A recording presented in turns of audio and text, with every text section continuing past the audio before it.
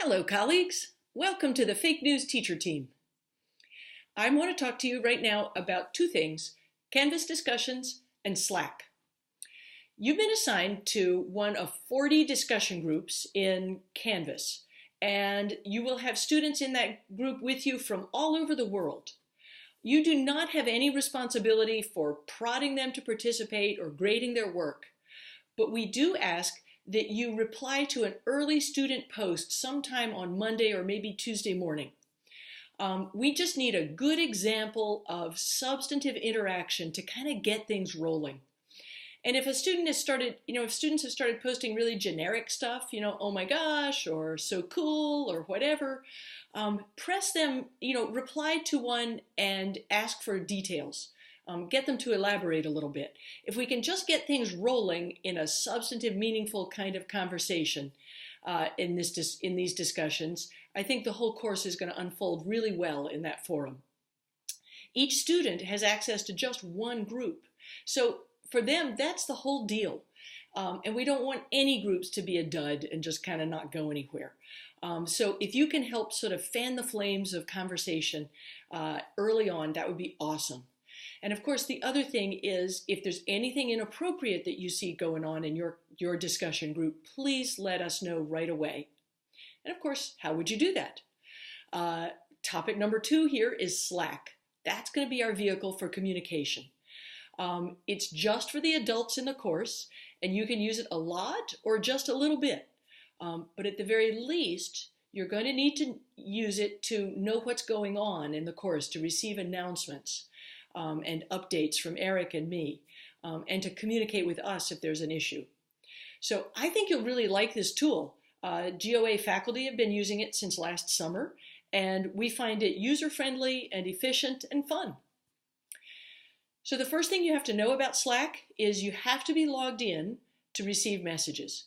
Stay logged in for the next 2 weeks, and the desktop app is really the key to that. So download it, and then remember to anytime you shut down your computer, to re-log in, reactivate Slack so that it stays on the whole 2 weeks. So let me show you around a little bit.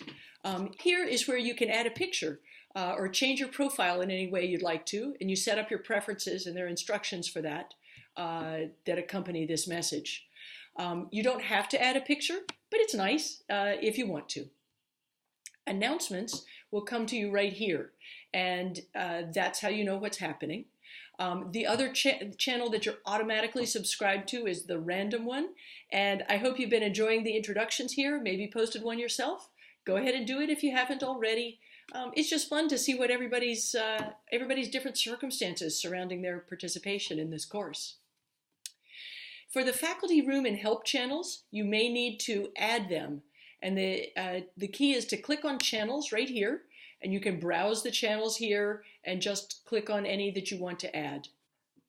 The help channel is going to be your lifeline if you get frustrated with something. Describe the problem as specifically as you can and go ahead and post it. We have about 75 people from all over the world who are going to be participating in this, so there's a really strong likelihood that somebody will be awake and available to answer your question. And if you're that somebody who knows the answer to somebody else's post, please jump in. This is your place to reduce a colleague's frustration and build good karma, all in the help channel in Slack. And finally, the faculty room channel. I'm so looking forward to your posts here. This is the place for kind of professional conversation about this course, assignments you're kind of trying to design or want some feedback on, or maybe responses that particularly struck you from the discussion forum, or ideas you have or links. Any professional conversation about this course will happen here. One more thing you can do in Slack is send direct messages. So for example, if I want to send a message to my colleague Shannon Harris who's on campus with me, but if I wanted to use Slack, I could just find her name in the list and go here, and you can see that she and I have already exchanged a test message. So keep your eye out for lots of possibilities to use Slack, and I think you're ready to roll in this course. See you soon.